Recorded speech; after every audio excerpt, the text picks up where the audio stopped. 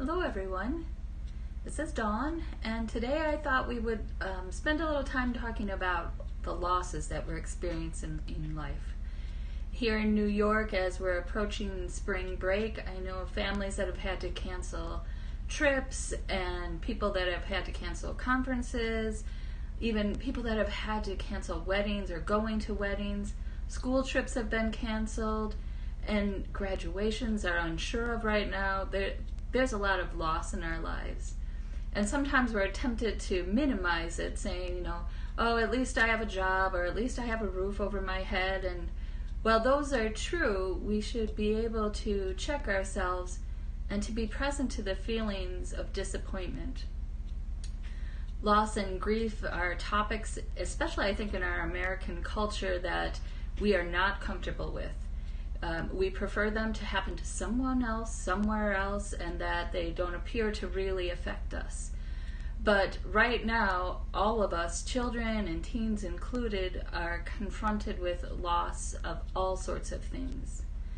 And I fear that in the coming weeks, it's only going to be more of that. And so when we're still relatively in the beginning of this, we should make sure that we're checking ourselves and not denying things. In addition to loss of events, we should be aware of loss and tensions in our relationships. We're not getting to go to school to see people, or to work to see people we work with, even to church, to the people that sit in the pews around us, or even just the people in our everyday lives that we bump up against. We're missing out on that. And if you live alone, you might feel a loss of acquaintances. And then again, if you live with others, you may feel a loss of independence and the precious alone time, probably.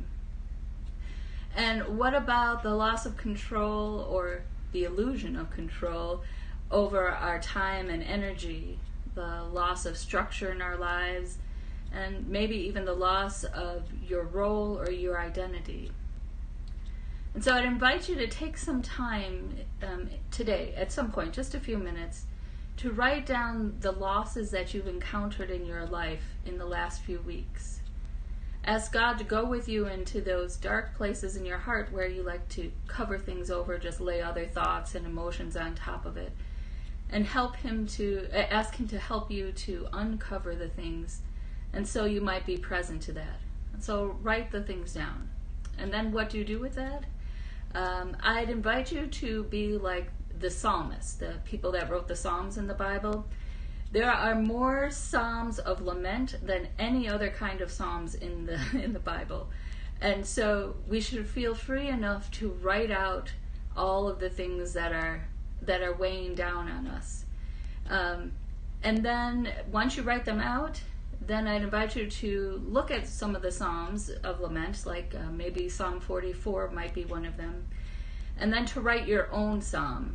And these psalms have 4 things in common in them. So the first thing is a direct address to God. So saying, please God, I'm here, I trust you, or something along those lines, a direct address to God. And then write out your protest. Tell God the things that are painful, are hurting. And then the third thing would be petition. So ask God for what you need.